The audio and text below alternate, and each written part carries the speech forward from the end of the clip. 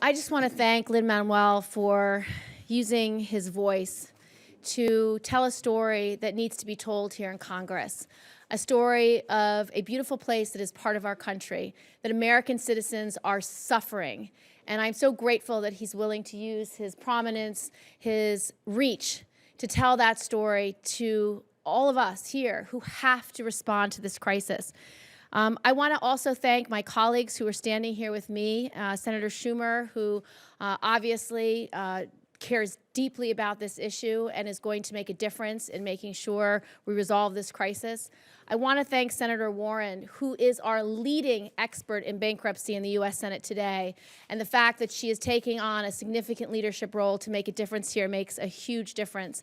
I want to thank my House colleagues, from our Democratic whip, Congressman Hoyer, to Congresswoman Velasquez Serrano, my colleagues Dick Blumenthal and Senator Nelson, our New York City advocates, Melissa Mark Viverito, and then all of the families and constituencies from Puerto Rico who are here to tell you their stories. Puerto Rico is a home to 3.5 million American citizens. They serve in our military. All of the 18-year-old males who live on Puerto Rico register for selective service. They get to vote in the presidential primary, but not the presidential general election. These are our American brothers and sisters. They don't have all the rights that other American citizens have. They don't have full access to all our federal programs. But these American citizens in Puerto Rico don't have access to some of the basic principles of a financial market and basic principles of our economy. They do not have full access to Medicare or Medicaid. They don't have full access to the Earned Income Tax Credit. They don't have full access to many things that the rest of us Americans enjoy every day. But perhaps the greatest thing and the greatest unfairness for Puerto Rico today is they have no economic safety net because of an act of Congress in 1984. In the last decade, as Puerto Rico's economic crisis has been spiraling out of control, Congress has chosen to ignore the crisis going on for 3.5 million American citizens. Congress has done nothing. And because of this inaction, what used to be a fiscal crisis is now turning into a humanitarian crisis that is bad today, but I promise you will be much worse tomorrow. Last week, Puerto Rico's public power company shut off power to a hospital because the hospital couldn't pay his bills. Imagine that's your mother in intensive care. Imagine if it's your child who needs surgery. Those families had to leave the hospital. It took a court order to get the power back on. Puerto Rico owes $72 billion to its creditors and has no way to pay it. This crisis was not caused by the families in Puerto Rico. It was caused by misguided politicians over many decades, a fatal law passed by Congress in 1984, and Congress's continued inaction today. And it's been exacerbated by the action and advocacy of hedge fund billionaires. But the ones paying for this crisis are the innocent ones: children, seniors, hardworking families, teachers, doctors, nurses, our veterans.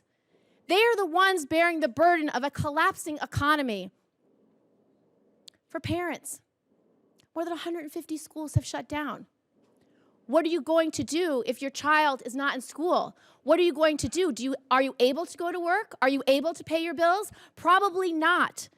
The island's only children's hospital can only offer substandard care today. Imagine your child having an emergency and what you would do. Seniors can no longer count on the health care they need to survive.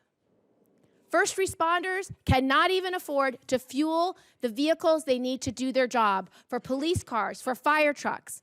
Businesses are losing workers, they're losing customers, they have no access to financing.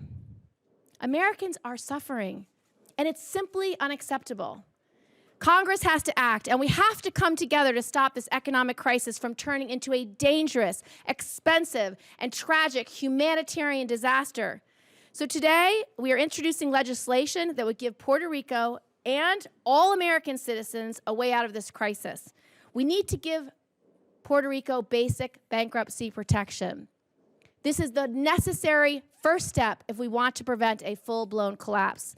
There's too much debt, too many services have already been shut down, and there's nothing else to cut. Bankruptcy is the only solution. Bankruptcy is not the only solution to Puerto Rico's economic crisis, but it is a necessary part of the solution. Businesses, individuals, and cities all have the right to declare bankruptcy across the United States, but the American territories do not because Congress decided to exclude them in 1984. Bankruptcy would give Puerto Rico a way to deal with its debts in a transparent and organized way instead of leading to chaos. Bankruptcy is not a bailout. Bankruptcy actually prevents a taxpayer bailout. So let's do the right thing. Let's treat the people of Puerto Rico as the American citizens that they are. Congress has created this problem, and Congress has to fix it. We have to pass this bill and allow Puerto Rico to declare bankruptcy.